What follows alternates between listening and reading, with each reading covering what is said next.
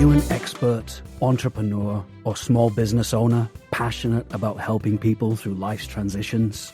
The Fresh Starts Expert membership is perfect for you. For just $55 per month, this dynamic membership is designed to boost your business and amplify your brand. Fresh Starts is here to provide you with business development, marketing, coaching, networking, publicity, community engagement, and more. With an SEO-optimized profile, exclusive press opportunities, and weekly co-working and business coaching sessions, you'll connect, grow, and gain visibility like never before. Are you ready to elevate your brand? We can't wait to work with you. Visit freshstartsregistry.com and become a Fresh Starts expert today.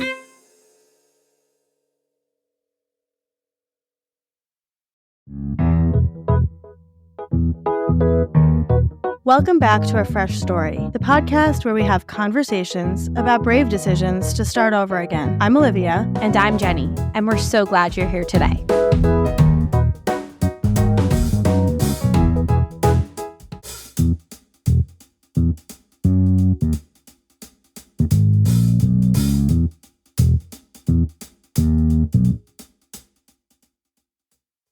Erica Anenberg is the general contractor and owner of Girl Flip Construction, where she brings over 30 years of entrepreneurial experience to create stunning client-focused projects. As the founder of Builder Bud, a cutting-edge construction tech company, Erica is transforming the industry with innovative solutions. Before her ventures in construction, Erica made a mark in the fashion and accessory industry, blending her creative vision with technical expertise. Her diverse background and dedication to pushing boundaries makes her a leader in both the trade and tech sectors. And we are all about women pushing boundaries here at Fresh Starts. So we're very excited to chat with you. Thanks for being here, Erica. Yeah, absolutely. Thank you for having me on. I appreciate the opportunity. Of course. How are you doing today? It's a pretty good day. The weather's nice. It's not too hot, not too cold. Yeah, I feel good. Thank you.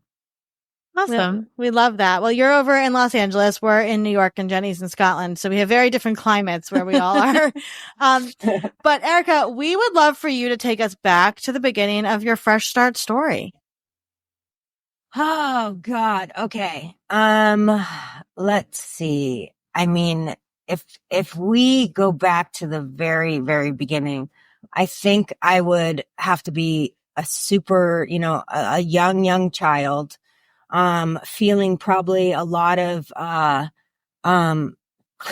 restriction, just not having the tools I need and the freedom that I want, to express myself. I would say, growing up in the 70s is definitely a badge of honor. Was, so many amazing things because of it, but it also, poses problems about being, a unique kind of person. And, very early on, I could tell that, being, myself was not going to be easy. And it wasn't in a lot of ways. I felt, like I said, I felt really trapped a lot of the times. And so, and in order, this is just a natural thing as a child, like what brings you freedom? And for me, being able to do what I want brought me freedom. And money actually was part of that. So money equaled freedom and opportunity for me. And so I wanted it from a very young, early age. We had those shirts that said famous actor one day, famous doctor one day. And people would say, when you're really young, what do you want to be? And I said, well, what makes the most money? And I was really saying, how can I be free? Yeah. What can I do to be free? And so I take you back all the way there because that's really my motivation for being an entrepreneur. And you say money, but it's not really money. It's not like money, like, oh, I want to buy some shoes, Yeah. It's money, meaning opportunity and freedom. And so I have this end goal in mind of opportunity and freedom. How do I get there? Well, it's about money. And so my goal is to generate and create. And I've been doing that from as long as I can remember, from whatever I could find. Whether it was like, just making food or candy or trinkets or whatever, but then selling them. So it was never just, I'm going to make this for art's sake. It was always like, how much can I generate from selling this? And, there's a funny story, cause I was so young. I was at Temple and in the auditorium, and there's this big raffle thing. And I just saw like raffles, and I knew raffles, you sold them for money, and I took them. And I went up and down the streets selling raffles. I don't even know what or how, but I came home with a bunch of money, and my parents were like, "Where'd you get that?" I said, I found these raffles and I sold them. They made me go to the rabbi, have a whole thing, what's right and wrong, Yeah. But all I really wanted was freedom. And that's, I think that's the, you need a charge in order to do something, to get energy, that's really, really my charge. I don't know if that takes you, into my story necessarily, but that's the charge for why I do what I do. So where did you grow up? I grew up in the Valley. I'm an original Valley girl. I actually went to the Galleria back in the day, before Fast Times at Ridgemont High. So, like I said, the 70s were an interesting time. I was a very hyperactive child before they knew what hyperactivity was. They didn't have a diagnosis for ADD. Right. They didn't have family therapy yet. What they had was problem child. And that's what they called me. They put me in therapy by myself at 4 years old. Why they would absolutely never do that today. But that happened, and it, it immediately caused a label thing of not approved. Interesting. Yeah. Right. Interesting. Did you had siblings? I had an older sister, and she's amazing. She really is amazing. She's like one of the most beautiful souls on the planet. We get along very well now, but we did not for many, many, many years. She's basically the exact opposite of me. She was student body present. She goes to, on her birthday, to volunteer, she's just like, I always say when I go to heaven, I'm going to be like, I'm Kim Cavallo's sister. Just let me in, cause she's just an amazing human being. We're very close now. But it was challenging growing up, because I just had this insatiable, intense energy that, was just hard to hone in on, and people didn't know what to do with it. And I got in trouble a lot. On April Fool's Day, she was called down to the principal's office, as a joke. And I was there every other day. So, she's just, we get along, amazing now. And she really is just a beautiful person. Well, how did you internalize that stamp, that label, as a 4-year-old or 5-year-old who also clearly had the mind of someone that was creative and a genius and ready to change the world? Oh God. I mean, it was really, really challenging because there's so much energy that you didn't know what to do with. And I got in a lot of trouble, and I was scapegoated in a lot of ways. And as I got older, and I was a hustler from very early on. I was always selling things, always, trying to make money, and as a young child, if you can't guide a young child, it's just all over the place. There's no rhyme or reason for it. It can be annoying. It's, but as I got older and I started, I think my first taste at freedom was, I I made some money. I'm not sure how exactly old I was. Probably like 18, you know.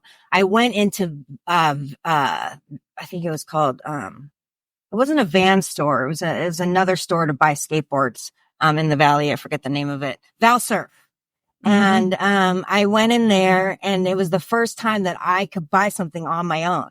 And I picked out a skateboard and I got the best trucks, the best board, whatever I wanted. I felt this freedom, like no one else has to buy this for me. And I think I only spent $150, but I remember that moment in time where I can do this on my own. And pretty much from then on, you know, I was just hooked, and I was creating things, and my first real, like, you know, start at people taking me serious in business was in college. I was taking an upper division glass design class. You know, you did all this art, and I was just like, well, what can I sell? So I started making, it was the fall time, or what can I give for gifts? You know, because you don't have to, you can save money. Like making money is also saving money, right? So like when you're not generating money, how do you save money? You're actually making money. Yep. So, I was like, well, I'm going to do all my gifts with these little jewelry boxes that I made, and I gave them out. And then, you know, people wanted more, and they, you know, and so, from there, I ended up, you know, making about $5,000 by the time I graduated, and I started, my first, business, as, in the glass trade, but, more, anything I could sell. You know, I tried making big windows, but it was like, okay, I'm not going to be able to sell a lot of these. I'm going to sell a lot and make, you know, as much money as possible. So, I went to the gift mart, and I was walking around trying to sell, you know, to get in there. And the gift reps are very kind of old school. And so, I was like, well, I'm going to try something else. It wasn't working. So I went to the jewelry mart, and there, I met someone. She's like, this is amazing. Point of sale. We put it at the cash register, and we hit it off immediately. My first order was like a Bloomingdale's $50,000 order. Wow. So I was a glass designer in a jewelry showroom, you know, and they say if you hang out at the barber shop, you're going to get haircuts, right? So I became a jewelry designer because I was in a jewelry showroom. Okay, I have so many questions for you. I want to go back one more time to your childhood. First of all, you're clearly a genius, right? You clearly have the mindset of somebody that has huge aspirations for yourself, but also you're an inventor, right? You're an innovator. You're all of these things.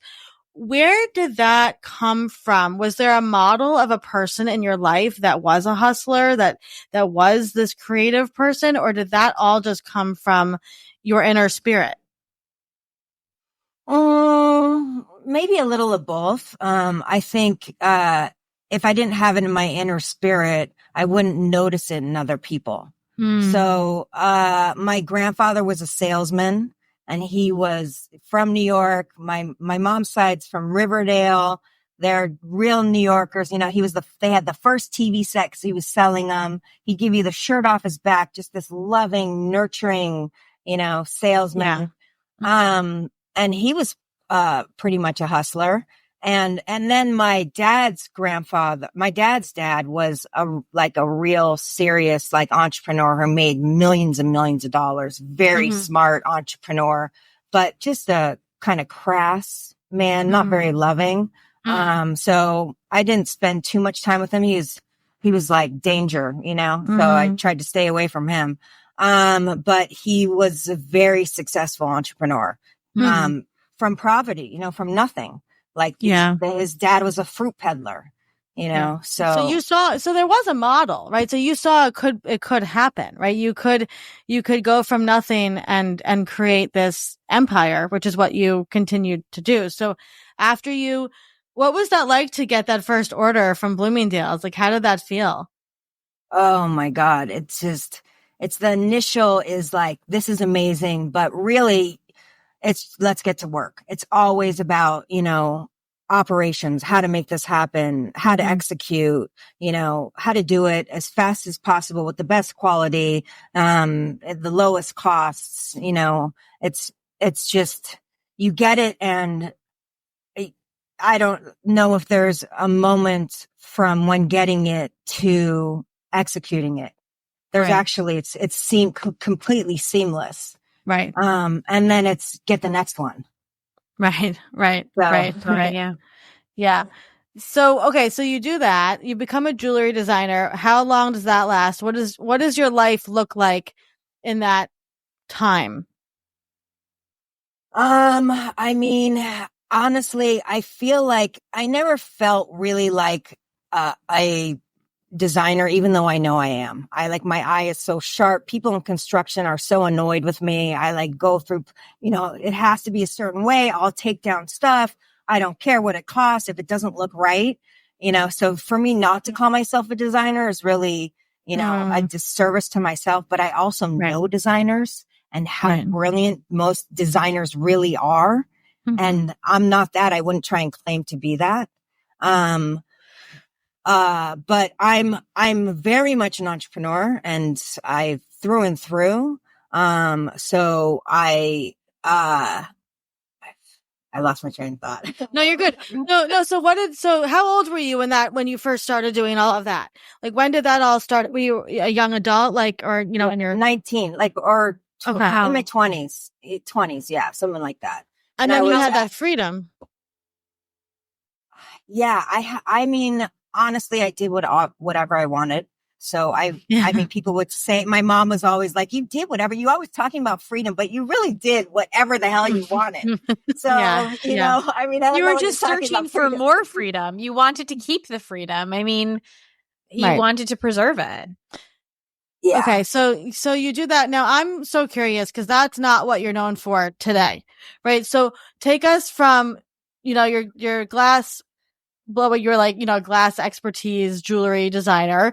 And then now you do something similar but different. So where did the construction come into your life? Was that something that you always knew how to do?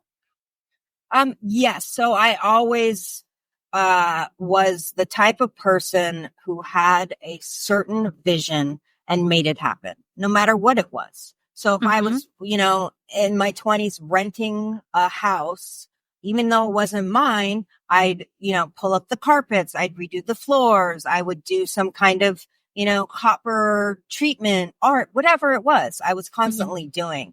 And I would say that I'm a product developer. Whatever that is, whether I'm the product and I'm reinventing myself, or I'm making a piece of jewelry, or I'm building a house. A house is just really one big product. Yeah. So that's what I would consider myself as a generator, a creator, and a product developer. Yeah. Jenny, did you have a question? Yeah, no, I mean, I understand that. I think when you're good at operations and at running things, it doesn't matter if it's a show or a house or whatever it is. You can go and you can figure out how to create a budget and find the team and manage everyone. And that's a really helpful skill that not everybody has, right? And so you can take that and you could go produce a movie probably tomorrow if you wanted to. Yeah. And I mean, my wife probably wouldn't agree so much with that, because I could do that for myself. But when you start bringing in other people, right, and they have different speeds, and you can't necessarily explain to them what's in your brain the way that you can see it. Yeah. So doing that as a solo entrepreneur, I've been very successful trying to streamline it into a large company that's a well-oiled machine that I don't need to be there. It's a different story. So I don't know if I would call myself necessarily a fantastic operations person. Yeah, I would call myself a fantastic innovator and a laser beam focus on what I see the end result being, and the ability to pivot and change to get there, and to possibly also be flexible to change the end result. I love that. And I so relate to that. I have ADHD myself, and I've always been that describes me to a T. But I can't handle an Excel spreadsheet. I can't do operations. My executive functioning with any of that stuff is shit. But I can have that laser. I love that you said that, like that laser focus and like know what the end point is or change the vision. And that's a really optimistic point of view, right? Yeah. Would And you I say want that? to just say you can't. No, you won't. It's not that you can't, Olivia, because you can. Anyone can. Right, It's I that won't. You won't. She won't. I agree, won't. Erica. I have I given won't. her many spreadsheets I think she is highly capable of using, and Right. she won't. Because, I agree with you. And it's because my energy is not best spent there. Right. And probably it's the same way with you, right? You're such a creative visionary that your energy is best spent honing in your creative genius, not doing like the executive functioning. Depends on what I want to do. Like if Love I that. decided that I wanted to do that, then I Right. would do what was necessary to make that happen. But if I don't want to do something and I won't, then I don't. I mean, it's not rocket science. Fucking Yoda said it, Yeah. I love Like, that. Yeah. It's just, you either will do something or you won't do something. There's no in between. Mm-hmm. It's true. I love that. So what are you working on these days? Like, what does your life look like today? Oh God. Well, I love build and design. I love construction. I love, the opportunities around it. It's really like, it feels like, I'm at the pinnacle of products, like I'm definitely the type, if I see myself as the guy with a trench coat on going, watches, you want watches? I got watches. You want houses? I got houses. You want sunglasses? I got sunglasses. Right. So that's the hustler in me that follows the money. If the opportunity is there, I'm there. If I see opportunity for growth and revenue generation, I'm there 100%. And I will start something and create it. And then if it's not necessarily going as fast as I like it to, which I have to say, I'm very fast. It's hard for people to keep up with me. Yes. Understood. Yeah. Yeah. So that's one of the things that I think if I could slow down a little, which everyone is constantly telling me. I mean, story of my life, just slow down a little so then you can speed up. I mean, that doesn't make any sense, but I don't know. So, how did you get into the Girl Flip and all that brand, and you've been on TV and doing all this amazing stuff. How did that come to be? Well, okay. So through the success of the products, I've sold, over 3 million products in my lifetime. I was one of the first vendors with FabFitFun. I had a company that sold deal segments, on TV shows, and we generated, quite a bit of revenue. And through that success, I would have, my properties or whatever. And I was, renovating and doing things that were just very innovative. And I have an income property, and I was building as a builder owner and working with a general contractor, and selling, different creations that I had come up with and made. Yeah. And then COVID hit. And, basically, it just flatlined every single order I had, any kind of, new creation I had made. And I was not direct to consumer. I'm, I was in a certain way by using television or whatever, but not on my own with Instagram or anything like that. I'm a Gen Xer, I'm not used to that. I'm a wholesaler. I go and I door to door, and during COVID, it flatlined. And so I was working on, an income property, that, basically they had a grow house there that I didn't know, and it totally destroyed. So it was a full gut remodel. Yeah, wow. And I just loved it. And I, was, as an owner builder, you're like a general contractor. I was working under a general contractor, and I would do actual some of the work, and I could hear, the guys just, oh, she's the handyman, or she's thinking, it's just getting a lot of attention being a woman during that time on a construction site. And so, it just kind of came down to me like everything does, very organically from another place, not anything I think that I myself personally am doing. Right. I feel like I'm a conduit, I also feel like there's ideas out there for anyone to take. And that's what people do. They're like conduits, Yeah. As a jewelry designer, if you're designing a horseshoe, you are not unique. There is no uniqueness about a horseshoe. It's just the way when you come out with it, who you know how to distribute it, and and pulling it down before anyone else or before, Right. And so I pulled down Girl Flip, and I saw a huge void in the market for women in construction. And as an entrepreneur, that is like catnip, high ticket items, void in the marketplace, and a unique marketing perspective. Yeah. So that to me was just like, it was like I hit the jackpot, right? Yeah. Yeah.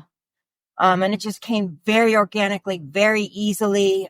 I became a general contractor. I worked because I had worked under this GC, doing my own projects, and then I took the test. I passed the test very easily. A lot of people take it like 10 times. Wow. Just everything happened super easy, super naturally. Immediately, just by having the name Girl Flip, the website was available. Someone had bought it and held it and sold it to me for like $500. Oh, wow. Yeah. Just kind of crazy. Effortless. Meant to be. Yeah. Yeah. Meant to be. And very early on, it was, I'd have these meetings with women who were pioneers in the industry and been doing it for 20 years. And we'd all come together like, okay, how do we empower women in construction? Because there's a lot of need for it right now. Not only are the trades aging out, but there's a void.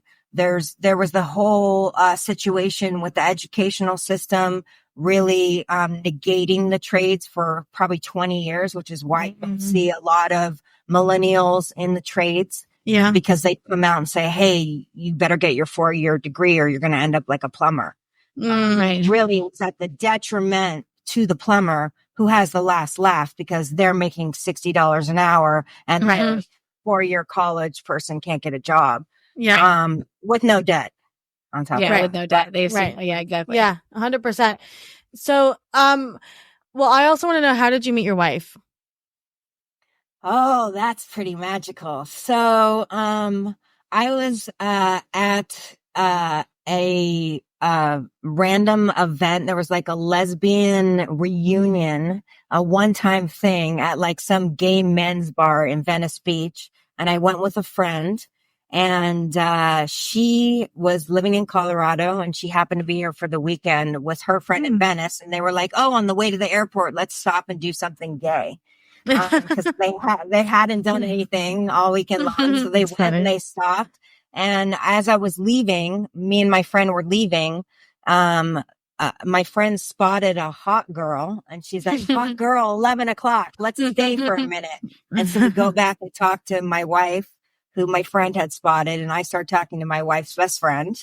And Definitely. Meant to be. Meant to be. Numbers, and then 2 months later, she got offered a job in Los Angeles for double her pay and moved down here. And then it's history from there. I love that. Well, what would you say to a kid that is like you as a kid? How would you have supported yourself, with all of your ideas and all of your, need for speed when it comes to creativity and, generation of all of this? What would you have said to you? Well, I mean, probably nothing I said would have mattered because I was the type of kid that, did what I wanted to do when I wanted to do it. I think if I said one thing that would have had any impact would just be like, you're good. You're great. You do you, however you want to do. Yeah. And that's it. No advice, nothing else. Just like, you're incredible being. And I can't wait to see what you uncover and explore, just that. Yeah. I think. I love that. If somebody is going through a fresh start in their life, Erica, what would be some words of wisdom that you could impart to them? Oh God. I mean, I have to say it is really challenging not knowing. The unknown is the hardest part, right? So like, if you're sitting there trying to figure out what you want to do or what you want to be or what your next move is, that's the hardest part. Not the execution, not the how to do it. It's the what to do, And I would say there's two things in a formula of being success. You have to be passionate about it, and it has to help others.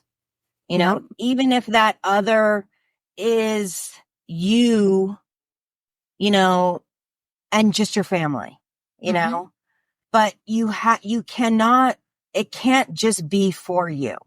Yeah. Because you won't have the energy to do it. You need unlimited, unbound energy in order to do something that most people can't do. All you need is energy. That's all you need. And in order to get that energy, you have to come from a place that is for other people. And that's how you get that spark. Yep. Yeah. Yep. Oh, I love that so much. I love that. So last question, hardest question of all, Erica. What was the last thing that you ate and truly loved? And I bet you have some good food over there in LA. Oh yeah, we have amazing food. God, I mean, New York, they have the best food. I was going to say Kugel for breakfast. So good. So good. The sushi out here is insane. It's insane. And they're in like the grossest dive bars that you would ever imagine, like in Canoga Park. Just like, I mean, it's just, and then you go in and it's literally $300 a person. And there's like, gold, like truffle shavings. So amazing. Yeah. I love that. Well, where can people follow you and find you and keep up with everything you're doing? Yeah. So, gosh, I mean, I never even talked about BuilderBud. Tell us about BuilderBud. A minute. Yeah. So in the construction industry, it's very chaotic. They do have software right now. They have really robust software that's super expensive. And as a newer GC, it's not affordable and it's really complicated. It's complicating to learn. So I teamed up with a CTO in North Carolina and who's a homeowner, and he's done renovations. And we set out to make a very easy to use and affordable like project management and communication system. Love that. For people who are remodeling. And it's project based, so you don't have to have a monthly subscription. And it's just really easy to use. And that's kind of like what I want as my legacy. What can I leave my mark on is that I just want to help people. Yeah. I want it to be easier to do something, and BuilderBud makes it easier. I mean, I can't even tell you how many, even with these robust systems, I go on a job site, where are the plans, like, okay, you have plans, but if I want to see it on my phone really quickly, it's just like one button, to get the plans. And there's just a lot of, really cool features about BuilderBud. You can go to builderbud.com, to download GirlFlip.com for construction, on Instagram, GirlFlip. I mean, you can email me at erica@girlflip.com if you have any questions. You have such a big heart, Erica. Do people tell you that all the time? Oh, they should. I'm telling you, you have a big heart. I appreciate it. You have a really beautiful energy. And I think that there are some people in this world that are, interested in making money because they're interested in the money. And clearly the way that I have been see it with you is that you're interested in making money to have freedom to help others. And that's a really beautiful journey. And that is only successful, right? You can only be successful when you do that, which is, I love your little equation for that. So keep doing what you're doing. We're so excited to keep watching you and cheering you on. And thank you for being here and being vulnerable and sharing your fresh start story with us. Yeah, thank you. I love sisters, just so you know. Oh, I love the whole sister thing. And I love New Yorkers. I mean, well, thank you. Yeah. I mean, if I could take all the New Yorkers and bring them to LA and someday do a swap, I think we're slowly doing that. Someday. Amazing. Yeah. Thank you so much, Erica.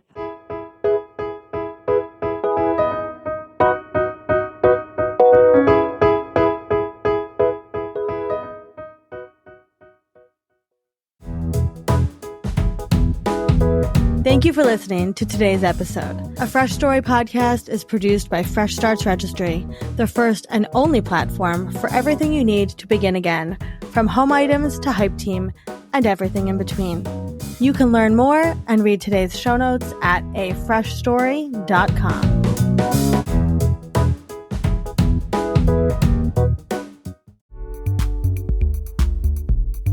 Are you a freelancer, solopreneur, writer, creative, or professional looking to achieve your goals within a supportive community? Have you found that working from home on your own gets lonely? That you're missing the accountability and community of a positive workplace environment? We understand. And we're so excited to introduce you to the Fresh Starts Collective. For just $35 per month, gain access to 6 daily offerings a week, including virtual co-working, open office hours for business coaching, accountability sessions, and networking opportunities. Enjoy expert workshops, monthly events, and an extensive content library. Connect with marketing, design, and writing professionals to brainstorm and grow together. Surround yourself with accountability, community, and growth. Elevate your journey with the Fresh Starts Collective for only $35 per month. Visit freshstartsregistry.com and join us today.